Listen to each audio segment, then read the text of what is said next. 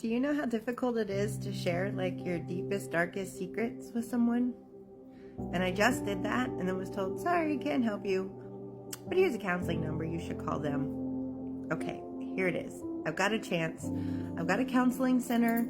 I've got a number. I'm going to call them. I'm going to do it. I'm going to go through this all over again. And I bolstered up enough energy to get on the phone and call them. And it was a gentleman who owns the facility. And I said, I have been referred to you. I would like to come see someone in your center for counseling, but I would really prefer it to be a woman. I need to speak to a woman counselor. And he said he could make that work. He could find a woman counselor, but he would need to be there for the first intake meeting so that he could see if my case was willing for them to work with. I'm like, please don't. I didn't say this, but I'm thinking, please don't send me away. I just went through everything with someone who said they couldn't help and sent me away. Please don't send me away. Please. So in nerves and fear, I showed up to their office a week later, and I walk in and I meet him and I meet the lady counselor I'm going to have, and I am just terrified and scared, and I'm like, all right, I can only tell you some things. I don't know everything. I just know things are stirring up. And so I spilled my guts, at least that which I knew, which was hard, having a gentleman in the room with me. And I was so expecting them to go, sorry, we can't help you.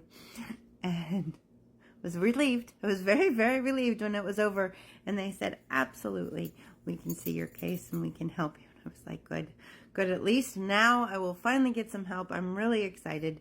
I mean, not great excited. I was excited because I was going to get help, but not so great excited because it is nerve-wracking and scary and terrifying to try to deal with these emotions.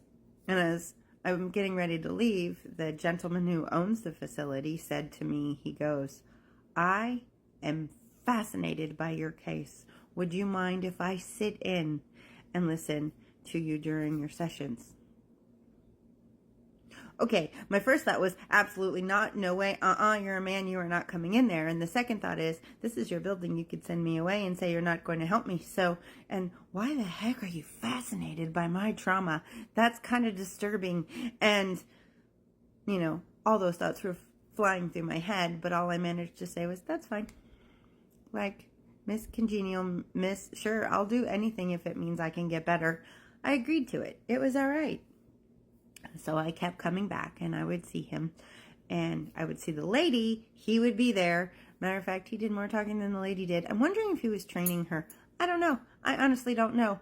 I spent weeks and weeks going there, and I remember nothing of our conversations. I do remember one conversation. I talked about remembering being laughed at, taunted. I could just hear the laughing.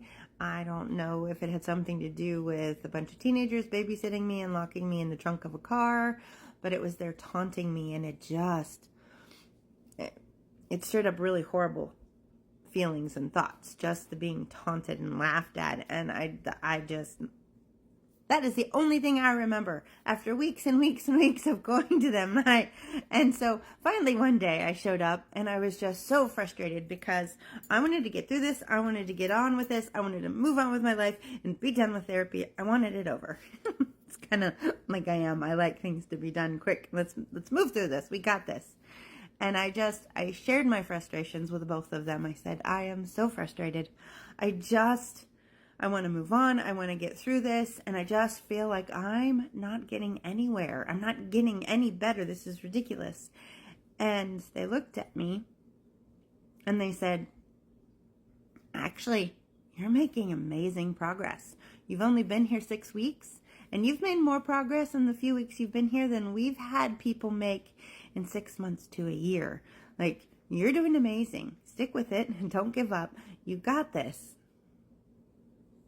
Amazing progress. How? And that's why I look back on these days and I wonder, was I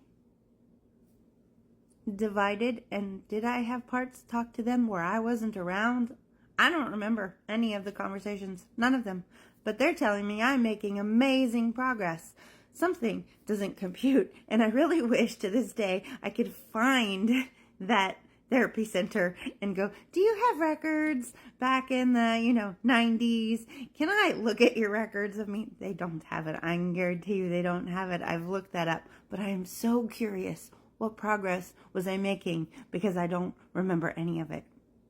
More about that center to come. Thanks for listening.